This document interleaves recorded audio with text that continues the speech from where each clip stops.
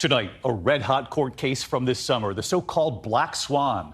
Was it murder or was it self-defense? David, I have the exclusive interview with the ballerina at the center of it all. Not on stage, but on trial for murder. An all-new 2020 begins right now.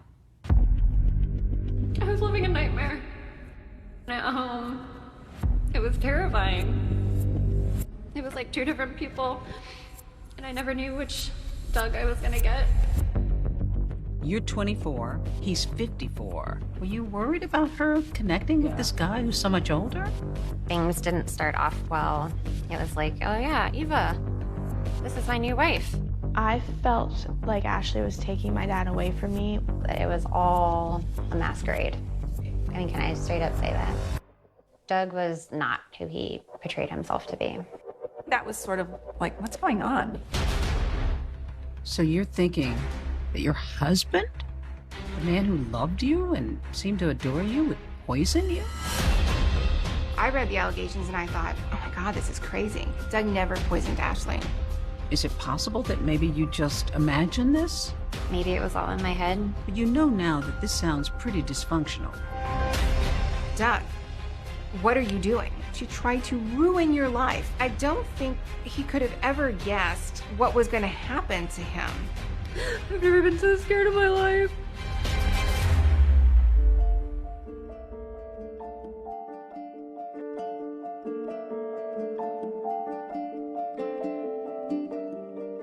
Growing up, Ashley Benefield wanted nothing more than to become a world-class ballerina.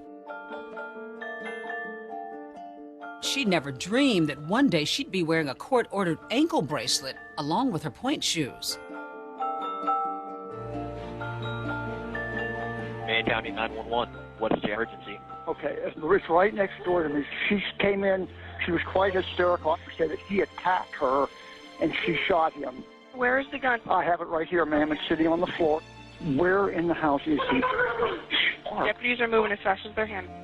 A normally quiet Lakewood Ranch neighborhood turned into a bloody crime scene. Was it murder or self-defense? It's a story with a lot of twists and turns. The 32-year-old former ballerina alleging he attacked her in her home and that she fired back multiple times in self-defense. Miss Benefield was in great fear of immediate and severe bodily harm. A woman out on bond, still awaiting her fate. So many law enforcement officials said, no, this isn't adding up. Former ballerina at the center of the so-called Black Swan murder trial. Only two people know exactly what happened. One of them is a suspect for second-degree murder.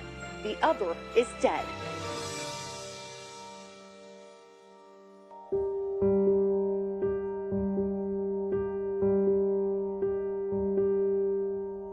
Until now, Ashley has remained silent about the night of the shooting, about what happened in that house in this Florida community.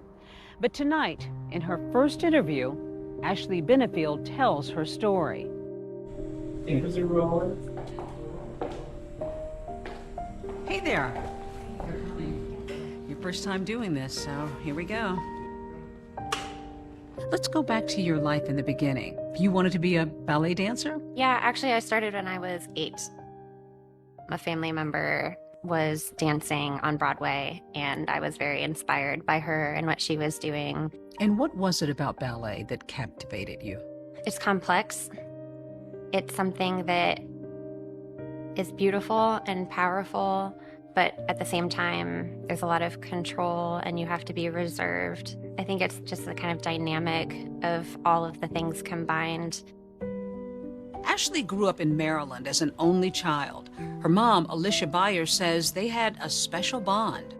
Your marriage dissolved, you split up with her father, and you raised her as a single mom. Mm-hmm. What was that like for the two of you? At first it was an adjustment, but, you know, we did well. We're very close. She was blessed with a lot of talents. And so it was a real joy raising her. And at some point she becomes smitten with ballet. Very, yes. She got to the point where she did it 7 days a week. I was training during the day, all day. It was an everyday, all day thing. She soon learns that it takes more than ability alone to make it as a professional dancer. Ashley's 5'9" and considered by most ballet companies to be too tall. something no amount of training can overcome. There are height ranges in companies. A lot of that is because of partnering and complications that can arise if you're not well matched height-wise. The ballet world tends to be kind of cookie cutter. It was hard finding a good fit for a company. With her height and then a hamstring injury holding her back, Ashley decides to hang up her pointe shoes in her early 20s. You begin to shift your focus a little bit. In 2016, you became captivated by politics. What led you to the Trump campaign? Well, I'd actually always been interested in politics.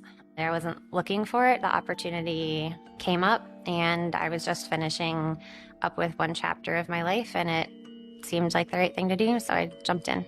Ashley's job for the Trump campaign was to go to rallies, and she would rile up the crowd, pray with the crowd. You could actually see videos of her online. She thought she was going to be part of the Trump team. In her diary entries from this time, Ashley says she felt a special bond with candidate Trump. She writes, "We got to the plane early and waited for Mr. Trump to arrive." Ashley writes about her hopes for her future. She writes kind of a plea to God. "I want to be a wife and mother. Please bring me to that special man you've chosen for me." Ashley wanted children. She wanted a family. She prayed that God would bring her a man to be with her. She made it clear in the diary what her plan was. In August of 2016, in the thick of the campaign, her prayers seemed to be answered while attending a fundraiser at Dr. Ben Carson's home in Palm Beach, Florida. At some point, you meet a man named Doug Benefield. Yes. What did you think of him? He was charming. Very funny, really smart, confident, but quiet. We were there for political reasons, but then also he was a man of faith, shared similar interests. Those common interests included politics, God, and guns. First night that Doug and Ashley met, Ashley had a gun in her bra. Doug, who has a military background, he thought, wow, look at this girl. Like, she's strong and she's powerful and she's, not afraid of weapons, and everything about her was just great. He nicknamed you Ashley Oakley. Yeah, we both had very strong opinions about the Second Amendment. That was something we bonded over. I had a concealed carry permit. You wanted to be a responsible gun owner. We talked the whole night. When the evening was over and everyone was leaving, we were texting and up till 3 o'clock in the morning. It just seemed like I had met my soulmate. We were like the perfect match. He kind of swept me off my feet. It was like a whirlwind. I think it was about 4 days in when he first told me he loved me. 4 days? That's pretty quick. Yeah, it was quick. Something else Ashley says didn't bother her was the couple's significant age difference. You're 24, he's 54. Yeah. You're a young woman. Suddenly you're being romanced by this 54-year-old man. Did anybody in your life say, slow down, Ashley? No, it just kind of happened. But the bliss wouldn't last. Ashley learns that the man she's falling for has been married before. Nothing was adding up. The more I tried to figure things out, the more the story changed. And she says she begins uncovering secrets, leading her to wonder just who Doug Benefield really is.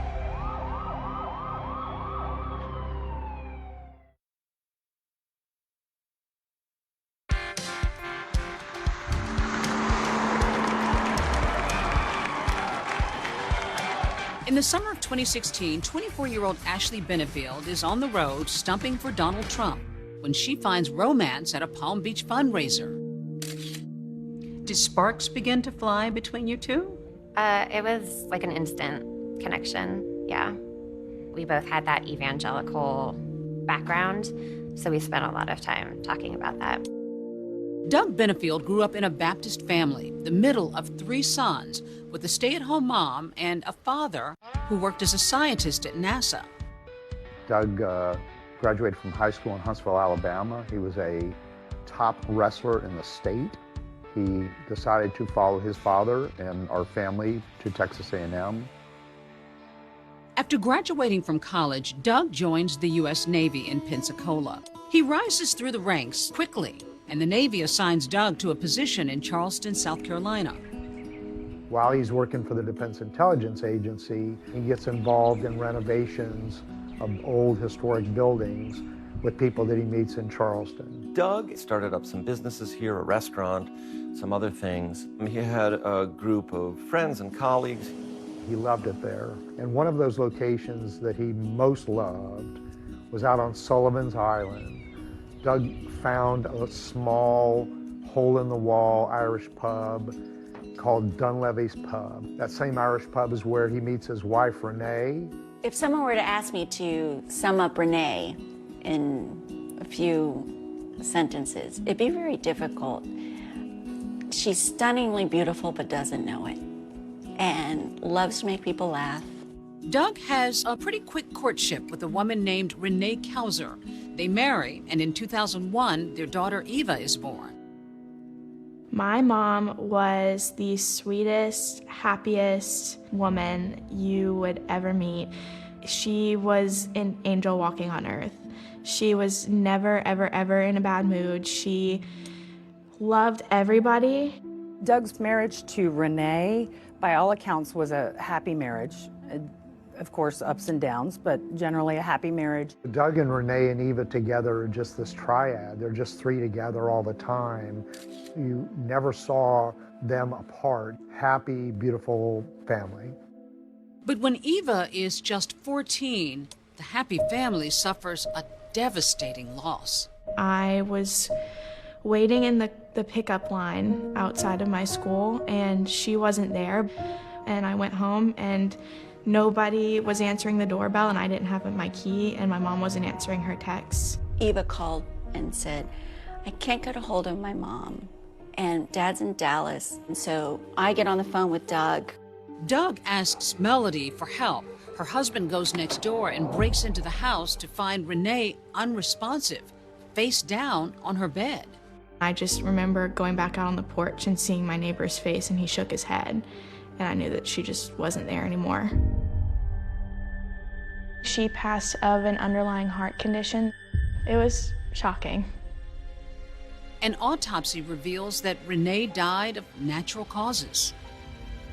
He tried to stay really strong for me, and I never really saw him break down from it. It was different, it was quiet in the house, it was just different. Then just 9 short months after her mother's passing, Eva meets a new woman in her father's life, Ashley Benefield.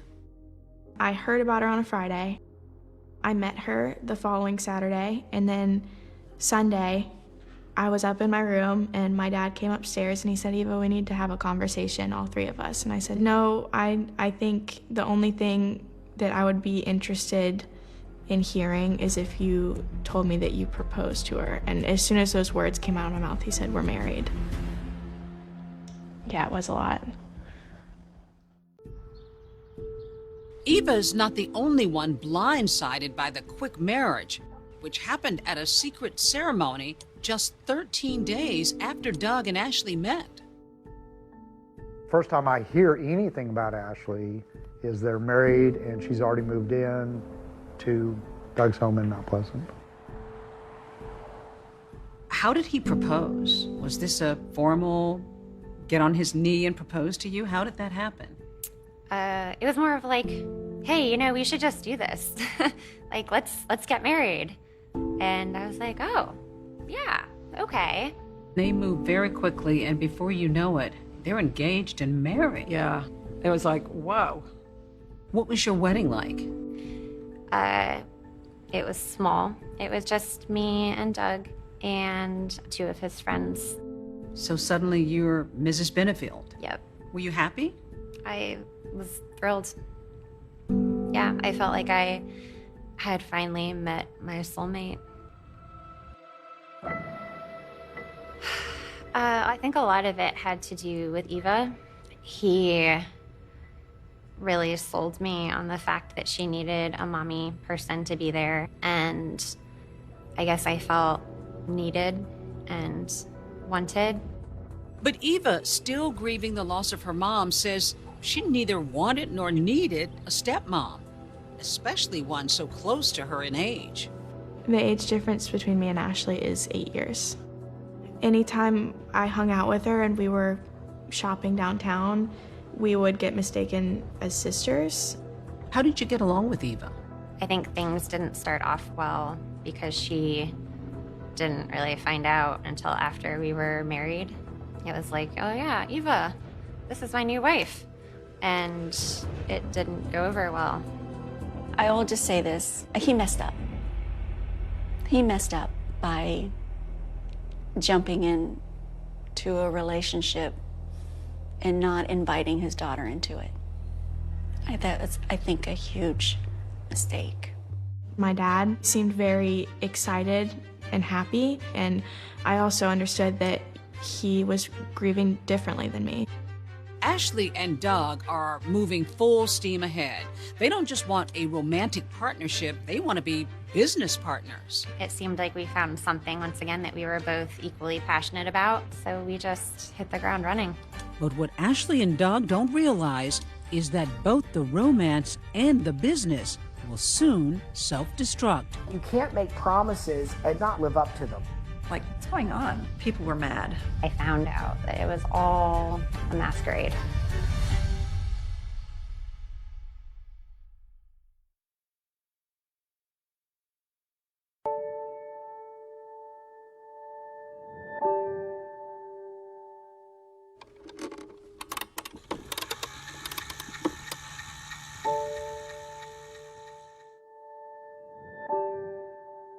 My name is Sarah Muraski. When I was a young girl, I saw a performance of The Nutcracker, and I fell in love with it right away. I knew right in that moment that's what I wanted to do with my life. After years of sacrifice and dedication, Sarah finally gets her big break. She's cast in the Pennsylvania Ballet's production of The Nutcracker, in the lead role, the Sugar Plum Fairy. It was like it was a fairy tale in a way. In that moment of my life, it was everything I could have dreamed up. But Sarah says one night backstage, her dream is unexpectedly shattered. She's told that the company is going in another direction. The director took me aside and said, "You're too tall." For me to even think that it was done was unimaginable after sacrificing my whole life for this moment, for this career. It was a few months after that that I received a message online from Ashley Benefield. Ashley says she and Doug were talking one night when they had the idea to start a ballet company that would include all kinds of dancers. I was a tall dancer. I'm just a tall person, I guess. I just been talking about how there were things in the ballet world that I didn't think were right, and that, well, you know, if it was up to me, I would do it differently. And he was like, well, why don't we do it? Ashley called me. We spoke. I remember her saying things like, I want to make a change for ballet. I want ballet to be able to show its beauty in the best way with all different kinds of dancers. The concept was diversity. I trained with beautiful dancers of all shapes, sizes, colors, backgrounds, you name it, and I watched them have a hard time getting a job. I was frustrated by that. You came up with the name for it, American National Ballet. Yep. So he was going to handle the business part, and you would be more creative. Yep. Doug had done a lot of like fundraising for different companies, for a lot of these kind of up and coming tech companies. And I remember him being like, oh, you know, tech companies and ballet, like I'm sure we can, you know, fundraise for both. Doug sat down with me and directly asked me, I want you to work with Ashley. You know what you're doing to help get the basics of the company started. He said they were doing a ballet company, and I'd come home from school and Ashley was in the dining room with headshots laid out, sticky notes everywhere. When I was originally brought in, Ashley had already hired, there were 50 dancers in the company, which surprised me because when you're first starting out, that's an awful lot of money that's going out, and you don't have any money coming in yet. That was sort of like, what's going on? It just seemed like a lot for a company that was starting out, and that maybe they were biting off more than they could chew. Even though he doesn't have the backing yet, Doug is convinced that he can raise the money. So dozens of dancers from all over the world flock to American National Ballet with the promise of year-long contracts, state-of-the-art studio facilities, even a housing stipend for apartments in the heart of Charleston. The idea was remarkable. The execution was a little less. It became somewhat apparent fairly quickly that Doug was overpromising and not going to be able to deliver on all of this. In the fall of 2017, the dancers began arriving, only to find that the promised housing stipend isn't available, and the original rehearsal space promised doesn't exist. And then I think in like mid-October, word started to get out that the dancers weren't quite getting paid in a traditional way, that they were being paid in cash. Doug was then pulling money from every source that he could of his own, money that he didn't have, to try to just fund this ballet. It just got worse and worse each day. I didn't know where the company was going. Adding to the chaos, Ashley is nowhere to be found. Not at rehearsals, not working with the dancers. She seems to have just vanished. And meantime, Doug is so financially strapped that American National Ballet ends up laying off nearly half of the recently hired dancers. It's all fine and well to conceive of an amazing, ambitious dance company. It's great, but if you can't deliver it, somebody's going to get hurt. And the dancers, certainly in this case, are the ones who got hurt the most. The very next day, after half the company's dancers are let go, Ashley suddenly reappears. Not in person, but in a post on social media, writing in part, "I publicly disavow my support for American National Ballet," and adding, "I'm no longer associated with this organization in any way." I was horrified. I didn't know all of the things that were falling apart behind the scenes. I didn't see it coming. I no longer wanted to be part of it. Ashley left the scene, and then Doug abandoned the scene. He's like, one day he just wasn't there anymore. The organization evaporated. People were mad. People were very angry. Because losing your job in ballet is not like, okay, I'm gonna go on Indeed and see what's, who's hiring. You're kind of locked out for the year until the next audition season. American National Ballet has hurt everyone. You can't make promises and not live up to them, because there are people's livelihoods that are involved. There are people's dreams that are involved. Some fault Doug for mismanaging the ballet, and others blame Ashley for disappearing. Ashley's absence from the ballet company was a very significant basis for the failure. She was the face of this company. When she left, the dancers, they didn't have anything. But Ashley says there's a reason she left Charleston and the ballet behind. She claims she had to, that her very life depended on it. He pulled the gun out and started waving it around. I was living a nightmare. It was terrifying. It was like two different people, and I never knew which Doug I was gonna get.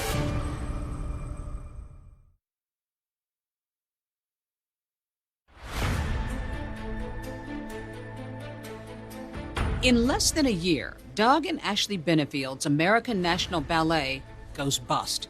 What very few people knew, though, was that behind the scenes, the same was happening to the couple's marriage. Doug always explained to me that the biggest factor of growing tensions at home was the conflict between Ashley and Eva. I felt like Ashley would try and act like my mom and tell me what to do. And I was like, you were less than 10 years older than me. Ashley says while American National Ballet is getting up and running, Doug and her arguments over Eva and the ballet become more frequent, aggressive, even scary. He would yell and scream and cuss. It was like Dr. Jekyll and Mr. Hyde. Things would be happy and okay one moment, and then the next minute he was out of control. I never really saw a shift in their relationship, but that's also because I was trying to stay out of it as much as possible. I said, okay, if my dad's happy, I'm happy. On June 15, 2017, Eva is out of the house when a heated argument between Doug and Ashley quickly escalates. He pulled the gun out and started waving it around. He threw the gun at me. He said that if I left, that he was going to kill himself. I begged him not to. And then he pulled the trigger, and the bullet went into the ceiling. At a legal hearing the couple will later attend, you can hear Doug's own voice as he describes this incident. While he doesn't deny the argument or firing his 9mm, he disputes Ashley's characterization of the fight. You did discharge the gun into the ceiling, correct? Yeah, I did. It was a horrible decision. She says, he then threw the gun at me. That didn't happen, did it? No, I did not throw the gun at her. I just kind of spun in the chair and threw it against the wall. She says, Doug then grabbed the gun again and held it to his own head, threatening to kill myself. Did you do that? No, I did not. Ashley says at another point during that same argument, Doug physically abuses the family dog. He hit Sully. Your dog. Sully got between us and he punched him. At that same 2018 hearing, Doug tells a different version of this story to Ashley's attorney. You also punched the dog the day that you discharged the firearm? He jumped up in my lap. He's a big dog. I admit I hit him. I didn't hit him like you would, hit a punching bag or anything, but I hit him. But yes, I was probably too physical with him. Were you beginning to rethink the marriage? After he shot the gun in the house, that's when I really realized that I had a problem and I didn't know what to do, and I didn't know what was coming next. What comes next for the couple is a bit surprising. A celebration of marriage 9 months after their initial hasty I do's. They had a wedding ceremony right after that. Everyone's smiling. She's smiling. People had already booked their tickets and everyone was coming. And I didn't want them to see that part of my life. I felt like a failure. I didn't know what else to do. Even with their turbulent marriage, Doug and Ashley decide they want to have a child together. In August, you find out you're pregnant. What do you think initially? I was scared. It was supposed to be like a happy thing, but my heart dropped. I'm like, what am I supposed to do? Here again, Doug's story differs from Ashley's. It wasn't an accident, of course, that she got pregnant. It was planned. Doug had had a vasectomy years ago. Ashley paid with her own credit card for Doug to have a vasectomy reversal, and they then started to try to get pregnant. One thing both sides do agree on, Ashley had a difficult pregnancy. It was rough. Morning sickness? Yeah, and it wasn't even morning sickness. It was like around the clock sickness. I couldn't eat. He couldn't take care of me, and he drove me down to Florida and dropped me off at my mom's house. Doug's life is a whirlwind. He's got his hands full in Charleston with the ballet company and raising his teen daughter, Eva. And he's spending his free time driving to Florida to be with Ashley. The two are in constant communication. Doug was driving back and forth to take care of his family, spread it across these two states. And he had to also be back in Charleston because on September 18th, this was going to be the big launch of the American National Ballet. Ashley was not going to be able to be present for the launch, supposedly because she was so sick. But at that very moment, what Doug doesn't know is that Ashley and her mom are driving from Florida to Charleston, not to attend the ballet launch, but for an entirely different reason. On September 18th, you decided to move your belongings out of Doug's home. Yeah. She wrote a note alleging some things were wrong in the house and that there had been some abuse or at least violence on his part and that she was therefore leaving him. Ashley writes, "Do not harass or try to follow me, or I will call the police." And then goes on to say, "I will talk with you only via text. And do not call me or my mom. We will not pick up." He was completely stunned. He had no idea Ashley was leaving him. Just after learning that his wife is leaving him, Doug is again blindsided by a restraining order, barring him from contacting Ashley. The expectant dad then hires family attorney Stephanie Murphy to act as an intermediary. Doug wanted to be present for the birth if Ashley felt comfortable. I sent the letter to Ashley asking, can Doug be part of the birth? But Murphy says shortly after sending that letter, Ashley gives birth to a baby girl named Emerson, 3 weeks before her due date. Did you tell Doug? No, there was a restraining order, so I couldn't legally have contact with him. But he's the father of the child. Yeah. Yep. Did you intend for him to find out? I mean, I knew he would eventually. Doug didn't know that Ashley had given birth. He learned through an injunction that she filed that the child had been born, and that was several weeks after the child had been born. Doug's not on the birth certificate. She didn't even give Doug the respect of naming his daughter Benefield. She gave the baby's last name as her grandfather's name. He was devastated. He was devastated that he missed the birth of his child and that he was not able to see her. But Ashley says she was only doing what any mother would do. She believed that Doug was a danger, not only to her, but to her newborn daughter, too. At first, I attributed it to morning sickness, but I started to wonder if there was more to it. Every morning, he would make sure she drank tea. Why? Why was that so important that she drink the tea?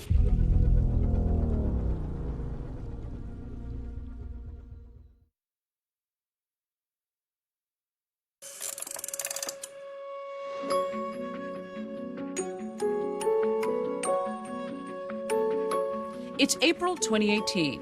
Ashley Benefield is a new mom, changing diapers, nursing her infant daughter. And at the same time, she's filing court papers seeking a protection order against her husband and the father of her baby, Doug Benefield. So it would just basically put up a wall between Ashley and Doug. It's not just that incident with the gun and the dog. Medical records suggest that she was in good health. Still, she says she had a growing suspicion that the terrible morning sickness she had wasn't just a routine part of her pregnancy. She wondered whether she was being poisoned by Doug. It seemed like crazy and far-fetched, but I realized that the tea that he had been giving me, if I didn't drink it, he would get really mad at me. And I started to wonder if he was doing something to the tea. She started telling me every morning he would make sure she drank the tea. Why? Why was that so important that she drink the tea? I did some toxicology testing through hair testing. And what did it reveal? That I had been poisoned.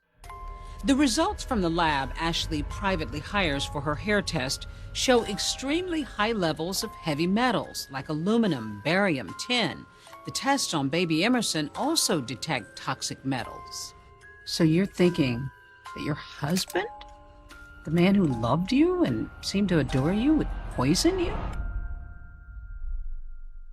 Yeah. Why? I didn't know why.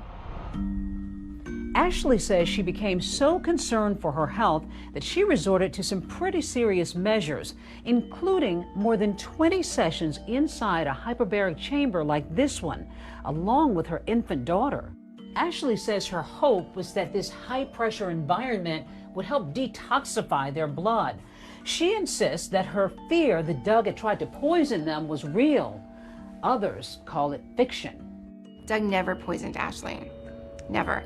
I read the allegations and I thought, oh my God, this is crazy. Doug's family attorney points to those medical records during and after Ashley's pregnancy, showing her to be in good health. The day after the baby was born, she was breastfeeding the baby. So which is it? Are you poisoned to the point that you are full of heavy metals, or are you okay and therefore you're going to breastfeed your baby? There's always been holes in the story. A judge agrees, siding with Doug and his toxicology expert who challenged Ashley's test results. Her request to keep Doug away from her and their child is denied. There is not a single scintilla of credible evidence that Miss Benefield has ever been poisoned. A judge didn't believe you. Yeah. I started to just feel like maybe I was crazy. Maybe it was all in my head. So now Doug Benefield has moved into an apartment in Florida as the couple attempts to co-parent Emerson. But things started to deteriorate. He was becoming very possessive and controlling again. Doug has a tracking device put on Ashley's car, even hires a private investigator. His attorney says it wasn't unreasonable given Ashley's past allegations. He never tried to hide the fact that he had put the tracker on the car. I think he wanted just to kind of figure out what's going on. Am I being lied to? And then new concerns from Ashley. She started coming home hurt. One day came back with her face very badly injured. And what were you told? He said that she was playing with bubbles and that she slipped and fell. It was consistent with what happened. She fell on her face with a pacifier. Ashley, however, made another abuse allegation. The sheriff's office and Child Protective Services investigate the claims and conclude that there are no indicators of injury or abuse. None of these cases led to charges. The child protection team closed them without any findings, and then the sheriff's office closed them as unfounded. Then, amidst all this tension, the Benefields make a decision that will confound everybody who knows them. He had gotten a job in Maryland, and so we started talking about all moving. Moving as a family to Maryland. Not as a family, but moving, like together at the same time.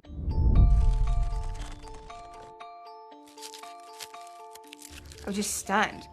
I mean, and once again, Doug, what are you doing? She tried to ruin your life. All along, Doug would tell everyone who knew him, I believe I can make this work. How do you rationalize patching things up with a man who you think has been abusing your daughter? He was her father. I wanted things to be as good as they could be. But you know now that this sounds pretty dysfunctional. Yeah. There didn't seem to be a good option. So you're packing up. You're going to make this move. Doug comes over. Did you two begin arguing? He was constantly going back to this idea that we had to live together, telling me that wasn't how God intended it. He just flipped out, and it just kept escalating. Escalating, she says, to the point of no return. When you take a good man and a woman who's manipulative at her professional level, he's not ever going to play chess with her and win. That bedroom was empty, other than 2 handguns. We found that suspicious. I was extremely concerned about Ashley's safety. Ashley was about to knock down that house of cards. I don't think he could have ever guessed what was going to happen to him. And what happened?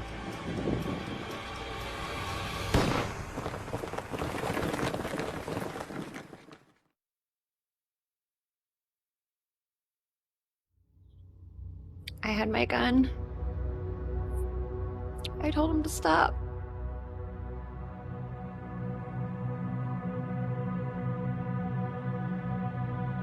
Sorry.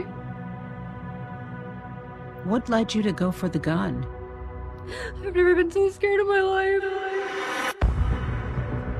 The information that I had was that it was a domestic-related shooting. The husband was dead. The wife did the shooting, and she claimed self-defense. Benefield's life is taking center stage at what's been dubbed the Black Swan murder trial. Good morning, Miss Benefield. There was always this little thought in the back of my head that said Ashley's going to do something to him. She just said, my dad's dead, isn't he? And then she said she killed him. She killed him, didn't she? Why would you have a loaded gun in the house and you've got a child? There was a ticking clock. She was very, very afraid that Doug was going to take this child away from her. This is all part of Ashley's crazy campaign to just annihilate Doug in every single way. And starts moving his arm around. Well, show me. What was he doing? We stand with Ashley! We stand with Ashley! Even her own little daughter marching for her mom. We stand with Ashley! He told you he had killed his wife? And he said that he could make me disappear too.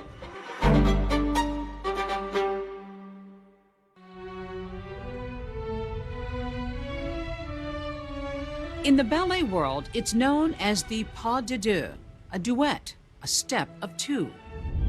For Ashley and Doug Benefield, a former ballerina and a businessman, their dance begins with a 13-day whirlwind courtship, plans to build a ballet company, and later, a baby. But the love affair turns dark and disturbing. Court battles, disputed allegations of poisoning, abuse. And in the finale, Doug and Ashley, seemingly about to reconcile and start anew, reach a sudden and tragic end. What happened in the moments before the gunshots rang out in this Florida community in September of 2020 will be scrutinized for years by investigators, by lawyers, and the media. Ashley Benefield has kept quiet about what she says happened that night until she sat down with me. How are you doing? It depends on the moment. Just a lot of emotion, kind of like a roller coaster. That roller coaster, Ashley says, took a sharp turn in the fall of 2020, when after 4 years of ups and downs, she and her husband, Doug, were preparing to move to Maryland. The plan, according to Ashley, was to continue living separately, just as they had in Florida. He was constantly going back to this idea that we had to live together. In these text messages from September 27th, the Benefields exchanged jokes, even emojis. Doug arrives at 5:30 with a U-Haul at the gated community where Ashley lives with her mom. Ashley's mom and daughter Emerson are out of the house at a nearby park. Ashley claims it isn't long before things go from friendly to fiery. Sounds like you guys are just agreeing to pack. And did you two begin arguing verbally? Was there yelling? There was a back and forth. She goes on to say that Doug becomes physically aggressive too, at one point bumping into her with a moving box and scraping her side. She then says she tries to diffuse the tension and asks him to leave. He ended up trapping me, and I tried to leave. He hit me. Where did he hit you? Did he threaten you? He said I couldn't leave. I almost made it to the front door and he stopped me. I ran to my bedroom and he followed me there. Told him to stop. Sorry.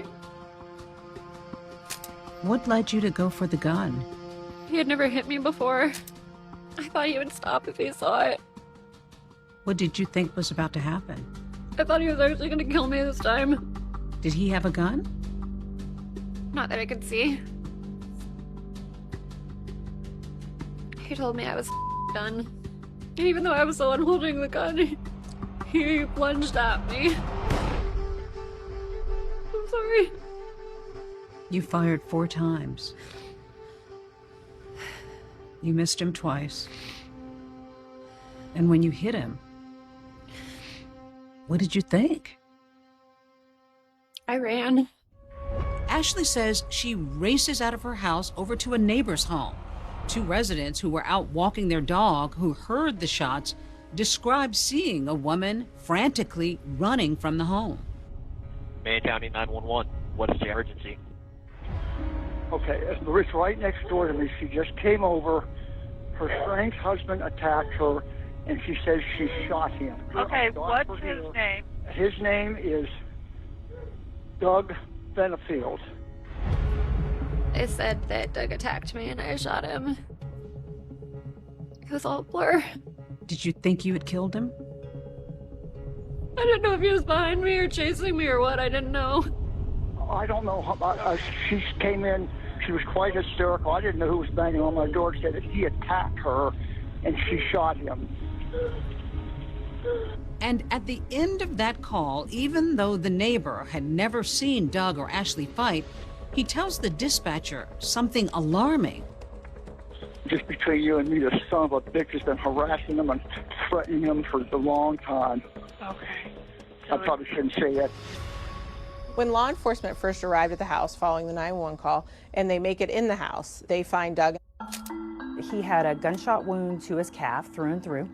He had a gunshot wound to his right side chest area that landed in his back across on the left-hand side. Paramedics arrived, they continued CPR and took him to the hospital, but he was pronounced deceased at the hospital. This is the man that you had loved, the father of your child. What did you make of it when you heard that he was dead? I was horrified.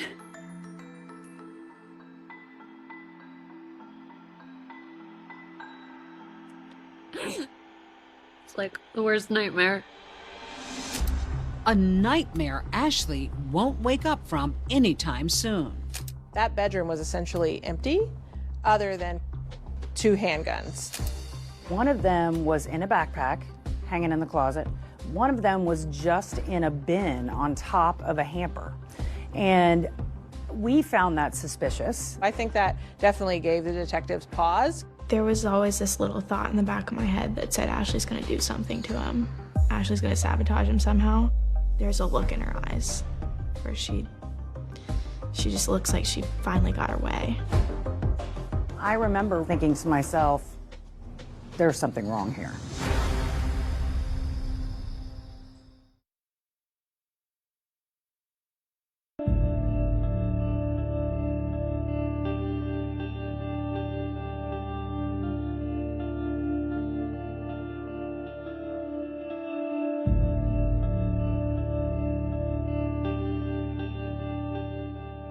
Every morning, Doug reached out to Eva no matter where he was in the world. He would either text me a good morning or he would send me a Bible verse.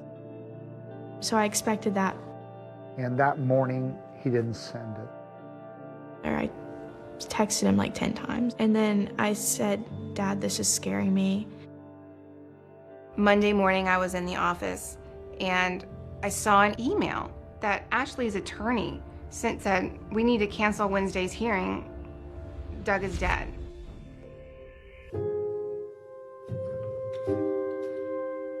I had to call Doug's family. It was just heart-wrenching. The poor girl, I mean, she knew. She just said, my dad's dead, isn't he? And then she said, she killed him. She killed him, didn't she? And I sat my phone down and I said, I don't have parents anymore. I was just shaking violently for like 6 hours. Doug Benefield's family and friends are grappling with unthinkably tragic news. And meantime, investigators are trying to make sense of what happened the night before. The information that I had was that it was a domestic-related shooting. The husband was dead, the wife did the shooting, and she claimed self-defense. Ashley is taken to the sheriff's office, where attorneys from her family court case are waiting. You didn't give a statement. Why not? My attorney is yelling to me in the parking lot. You know, don't say anything, don't say anything. I guess I was just following advice. Ashley does consent to photos that she says document the swelling on her face where she says Doug hit her. When I saw her that night after she left the police station, the left side of her face was swollen. She had obviously been struck. The next morning when she was changing a shirt, I saw the cut on her stomach. But law enforcement contends that Ashley's injuries don't suggest a life or death struggle. There was no swelling, there was no bruising, there was no difference in the way she looked. The entirety of the injuries that they found that were relevant was a scratch on her side, and that was it. They got pictures of every angle, of every place that the attorneys wanted them to take, and there were no injuries except for that scratch. And investigators are also skeptical of Ashley's claims of being attacked because Doug was unarmed. She had access to 2 weapons. You said that you were a responsible gun owner, but why would you have a loaded gun in the house and you've got a child? Well, the purpose of having a gun is for like a self-defense. The idea is that if something were to happen crazy in the middle of the night, that it would be accessible. But then you've got a loaded gun that's basically sort of out in a bin. There are those who say that sounds really suspicious. I mean, I feel like anything can be turned to try to make it look a certain way. We found that suspicious, that someone would have 2 guns readily accessible in an empty room when everything else is in a U-Haul truck. According to the medical examiner's report, the fatal gunshot entered the right side of Doug Benefield's chest. To investigators, that doesn't fit with somebody who's lunging toward her. If someone were coming at you or attacking you, the entrance wound to the fatal shot would not be in the side. And results from the forensic lab raise even more questions about Ashley's claim of self-defense. And there was no stippling on Doug's shirt, so that told us that the barrel of the gun was at least 3 to 7 feet away, and that's the barrel of the gun, not even her body. So they were not in a combat life or death situation where they were locked together. Just over a month after Doug Benefield is shot and killed, Ashley is charged with second-degree murder. She pleads not guilty. The Manatee County woman charged with shooting and killing her husband. Suspect for second-degree murder and the You're arrested. Charged with Doug's murder. What did you think? I was shocked. I was blindsided by it. In the minds of investigators, Doug Benefield's demise wasn't about self-defense. To them, it was Ashley's plan all along. The whole lie, the whole deception is coming to an end. Doug was going to find out your wife is lying to you. There was a ticking clock. She was very, very afraid that Doug was going to take this child away from her. Very afraid. But others insist the real victim here is Ashley.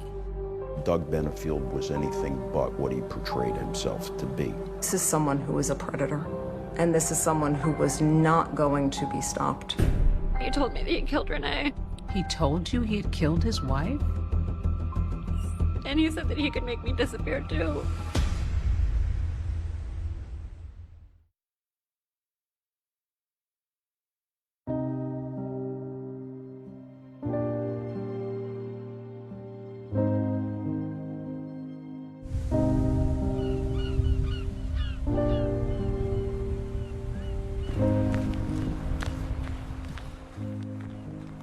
I always try to go and sit and watch the sunset when I can. There's so many good memories there.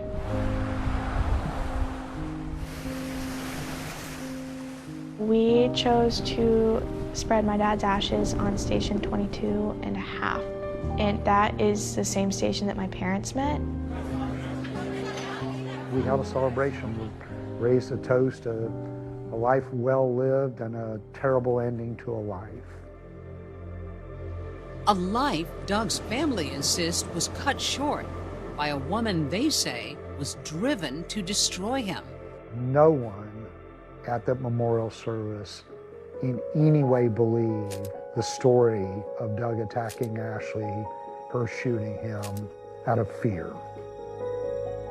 Doug still loved Ashley in spite of what she did to him, in spite of all the accusations, all the allegations. I said, why do you keep going back? And he said, you know, I just want to show her that, like, I'm a good man and men can be good. And then he wanted Emerson to have a happy family. He was willing to do whatever he had to do to be a part of Emerson's life. And while it appears to some that the couple were trying for yet another fresh start, their family court case in Florida was still open. Both Ashley and Doug had been evaluated by a psychologist, and that report was completed just before the planned move to Maryland. Prosecutors insist the report about Ashley is crucial, that once released, Doug was going to learn that she had no intention of reconciling. Ashley was afraid that Doug was going to take custody away from her. This is a judge that did not believe her theatrics, and if anyone was going to do it, it was going to be this judge. And prosecutors believe the move to Maryland offers Ashley another chance and another court to keep Doug away from her and their child. I believed that she was going to start everything again in Maryland and hope for a different result. Were you thinking at all, you've got another state you can try to fight him for custody? My hope was that if something was going wrong, that maybe in a fresh place, they would take it more seriously. Ashley's mindset leading up to the shooting, prosecutors say, is critical. Was this a woman who truly feared for her life? Text messages between Doug and Ashley leading up to that day, in the days ahead, and then the day of the homicide were very normal. To say that someone couldn't have been defending themselves later in a day because of nice text messages that morning is absurd. Doug was always like a flip of a switch. He could turn on a dime. He could be very happy. He could be charming. But then, for no reason at all, he could get very upset. We kept on asking for help. It's been years of absolute hell. And we went from one abuser to a system that is abusing a victim. Were you an abused woman? Yeah, I didn't think so at first. I remember like trying to argue, no, like it's not like that. You know, I don't have broken bones and black eyes. Most incidents of domestic violence are subtle, where the offender uses isolation, financial control, threatening, verbal abuse, things that the general public doesn't necessarily see. But these are also things that the victim doesn't always know is abuse. There was no evidence to indicate that she was truly a victim of abuse in the months leading up to the homicide when they were not even living together. In the months before the shooting, Ashley reaches out to a domestic violence agency and eventually connects with a therapist, Dr. Barbara Russell, who becomes a trusted friend and advocate. This relationship was very controlling. He was incessantly sending her text messages saying that all of the men that are probably flirting with her need to be exterminated like rats. And then he would shift gears and talk to her very lovingly and sweetly. Like most domestic violence situations, it escalated. He would push her, he would lock her in bathrooms. During one of those alleged incidents early in their relationship, Ashley claims Doug admitted something about his late wife that terrified her. He had always told me that they had this fairy tale marriage, that they never fought. And then I found messages. Text messages, she says, reveal a side of Doug that Ashley claims she saw in her own marriage. She said one time he kicked her really hard. He had secretly videotaped them starting on their honeymoon. One time we were having an argument and he told me that he killed Renee. He told you he had killed his wife? And he said that he could make me disappear too.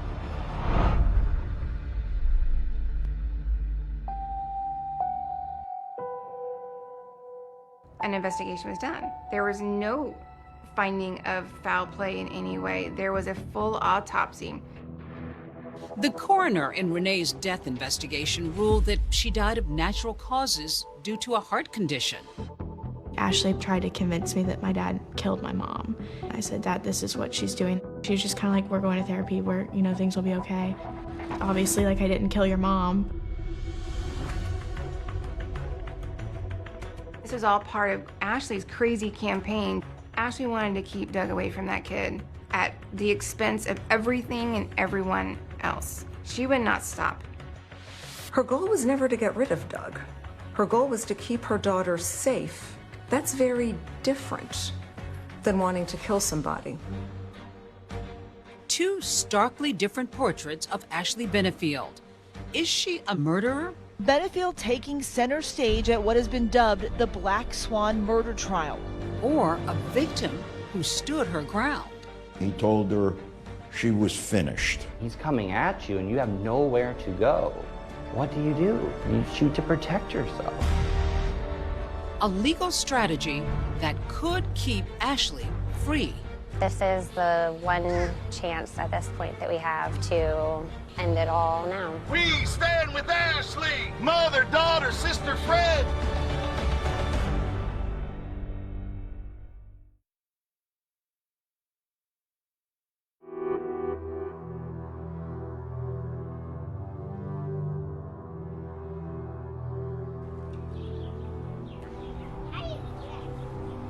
All right, here, how about I push you this way? You ready?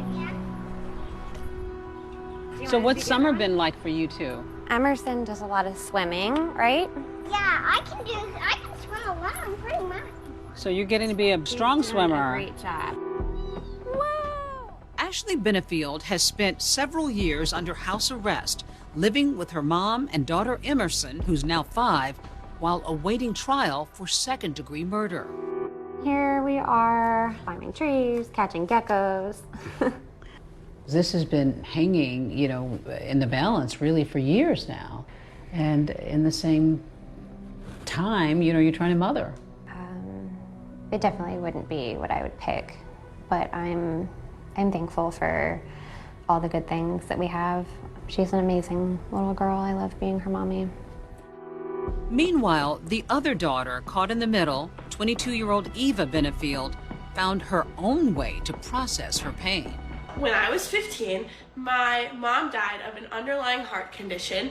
I had been on TikTok for like a few months, and I thought, oh, that'd be funny if I made a joke about my dad being murdered. I made a TikTok, and I put my phone down, and I went to bed, and I woke up, and it was at 700,000 likes.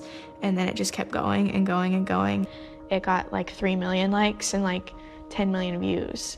And within 2 weeks, I had 100,000 followers. Eva has gone from grieving and stuck in trauma to getting help to finding an outlet in her art. Eva, Doug's daughter, does not support you. Do you want to say anything to her? My heart's broken for her. She has been through so much.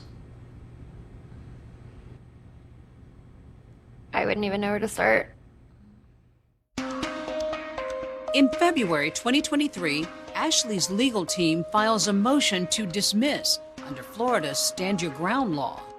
The law allows the use of deadly force if a person believes that that force is necessary to prevent imminent death or to prevent a violent crime without any expectation to retreat.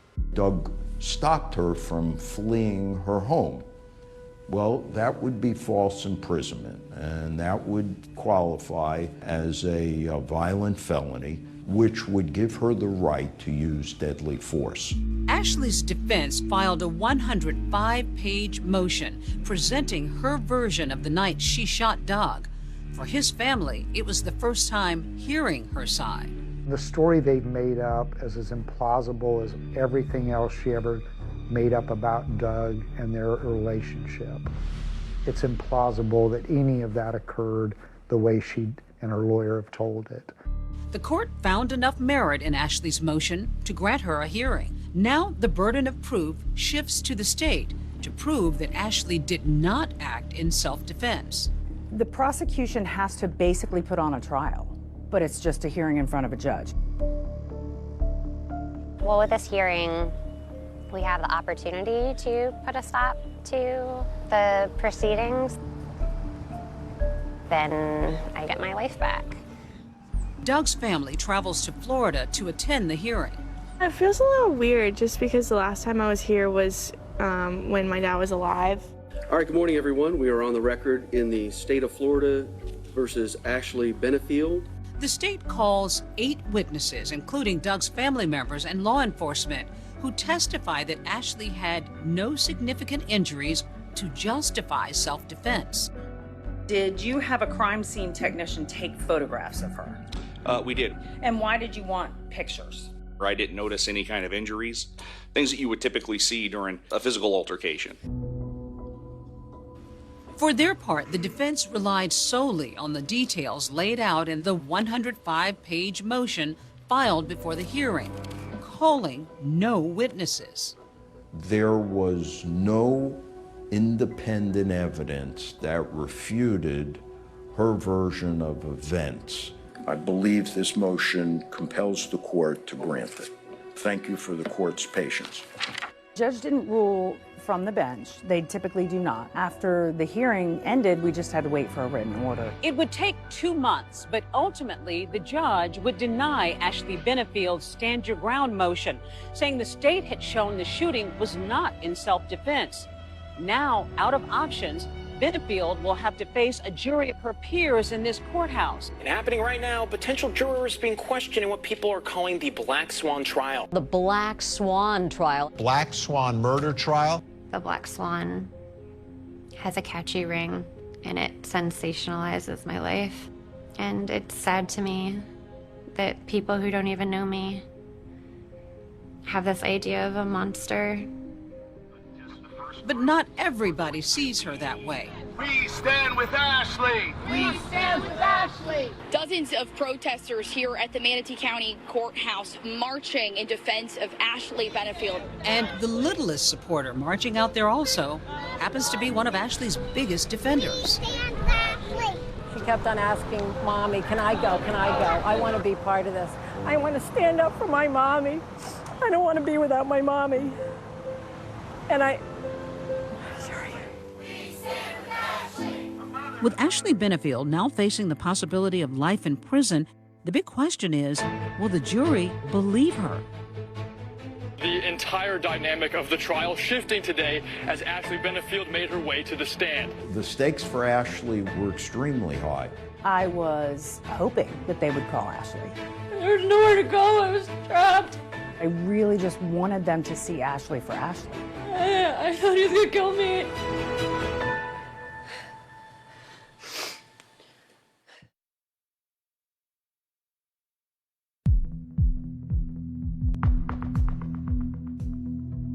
Testimony in the so-called Black Swan murder trial happening in Manatee County. Supporters rallying behind Ashley Benefield. Benefield is the Manatee County woman charged with shooting and killing her husband, Doug Benefield.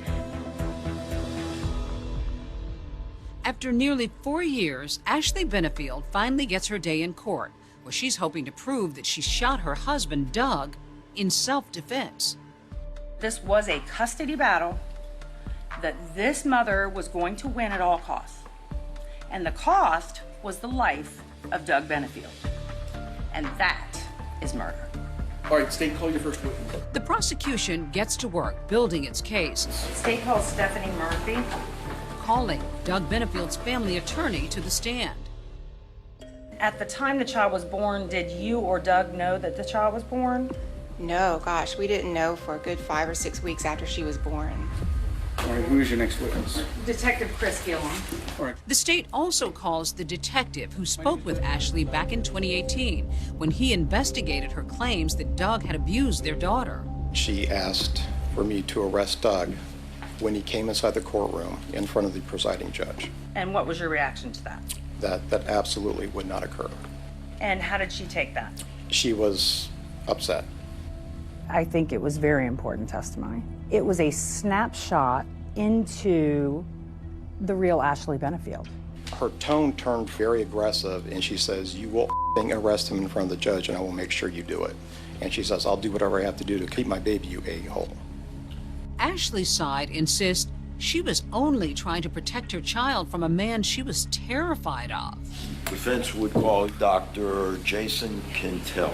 They call a mental health counselor who saw both Doug and Ashley. Did you conclude whether there was an intimidation issue present? Ashley stated that she was scared of Doug. Did you reach any conclusions with respect to Douglas Benefield? Doug occurred as someone who was domineering, and the terminology that I would use at times would be super controlling. He would fit the stereotype of an alpha male, in my opinion. The defense also turns to a domestic violence expert to explain why, even though Ashley claimed she was living in fear, it may not have always looked that way from the outside. How common is it, Mr. Ferris, for a victim of domestic violence to smile and act happy in the company of the abuser? Very much so, because they're afraid. They found this least resistance. They're trying to not poke the bear, as we'll say. Doug didn't verbally abuse her, never physically touched her. He would be angry over how she tried to ruin his life, but the anger never came out in inappropriate ways. Then the defense calls the one person they believe can convince the jury of Ashley's innocence. The defense calls Ashley Benefield. How are you feeling this morning, Ashley? Nervous. The questioning quickly turning to the night of the shooting. I ran to try to leave the house. He hit me on the side of the head. He had never actually hit me before. What did you do? I ran. Doug was standing in the doorway. His face was red. Like the veins were bulging in his neck. The way he was looking at me, it didn't even look like Doug. His eyes were black. I held the gun like in front of me, and I said, "Stop." And he like turned and he got into this like a fighting stance. I thought he was gonna kill me. Somehow, Ashley Benefield found the strength to testify on her own behalf. And I thought she did it extremely well. Judge, I wonder, could we have a minute? Ashley used a lot of theatrics, a lot of, in my opinion, acting. Looking her in the face, it did not seem genuine to me. Ma'am, there's Kleenexes here next to you. Those. Okay, thank you. Even though she cried hysterically numerous times, there was not one tear. In her cross-examination, prosecutor Suzanne O'Donnell presses Ashley about that moment she says Doug hit her in the head. You say he slapped you? I wouldn't know how to classify it. He struck me, he hit me. Was his hand open or closed? I don't remember. Okay. In direct examination, she knew the color of his eyes and the way he was acting. And when I asked her, did he hit you with an open hand or a closed hand, she didn't know. Wouldn't you know if someone hit you with a fist versus an open hand? Judge, if I could have her step down so she can demonstrate. You may. I absolutely wanted to get her down off of the stand because she would have been that much closer to the jury. Okay, so he's standing there. He turns to like this and starts moving his arms around. Like that. Well, show me. What was he doing? Kind of like, I don't know, he got like this, and he was like making like fighting motions. I don't know, I'm not a fighter, I don't know. Okay. This was the time to show the jury exactly what this person was doing. Why were you so scared? And she just couldn't do it. And I believe that that was because it didn't really happen. And O'Donnell zeroes in on the physical evidence, arguing that it contradicts Ashley's claims of self-defense. So I want to talk a little bit about this trajectory. The fatal bullet went in the side of the chest and almost came out the other side of the back. Her story was he starts to lunge at her. If she then lifted the gun and shot, it would go in his chest and right out his back. It would not go side to side. Everybody unanimously agreed that the wound path of that projectile was from front to back, left to right. Well, I don't care how much you would like to move front to back to the side, it is still front to back. Ashley's action on that day was absolutely justified. She had the right to stand her ground and use force, including deadly force. For the last several years, I've walked hand in hand with Ashley. I'm now going to surrender her fate to you. So all of you may now retire to consider your verdict. Any minute now, Ashley Benefield could learn her fate. I've played out, I guess, both scenarios in my mind. 6 hours into the deliberations, tensions begin building in the jury room. And then at approximately 10 o'clock, the jurors sent out a note. When they came back, I feel a sinking feeling. We were heavy-hearted at that moment.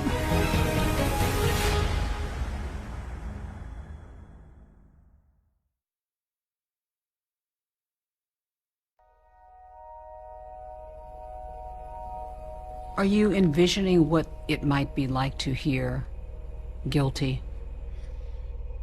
Yeah, I've played out, I guess, both scenarios in my mind.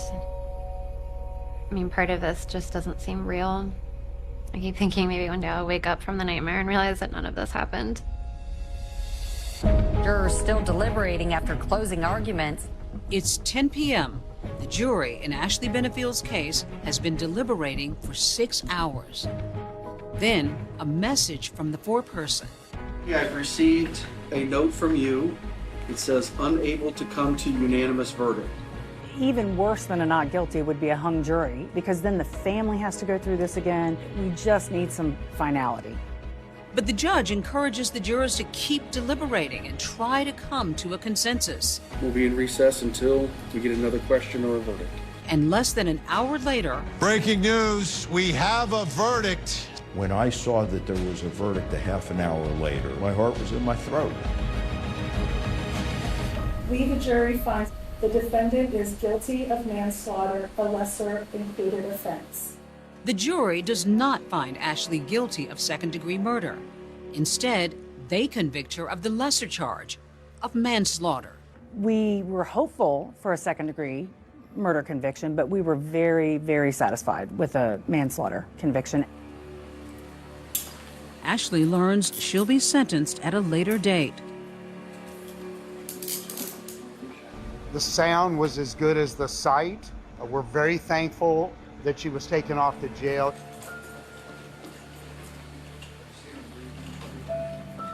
If she hadn't had her gun that night, I know without a shadow of a doubt my daughter would be dead. I am sure of it. Why do they not believe women? Why should women live in fear? I feel that Ashley was abusing a system that is designed to help people that are victims. Sets everyone back and makes it so much harder for those people that really are victims. But I'll tell you, the hardest part of that verdict was not in the courtroom. It was when we came back to our office without Ashley. Emerson was there waiting for her mom, but she wouldn't leave right around that elevator. She just stayed there. This case has always been sad to me because there are children involved that had nothing to do with this. Emerson's without her father and probably going to be without her mother now for a long time. Doug's family got justice. Eva's still without her father. Today kind of just feels like the first day of the rest of my life.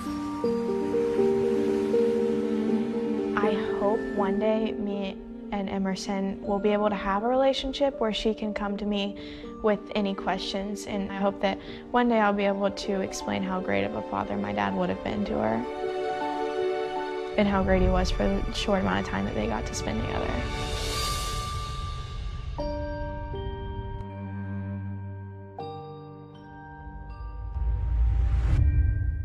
Ashley Benefield is scheduled to be sentenced next month. David, she faces up to 30 years in prison. And as for Doug and Ashley's 6-year-old daughter, Emerson, she's currently living with Ashley's mother now.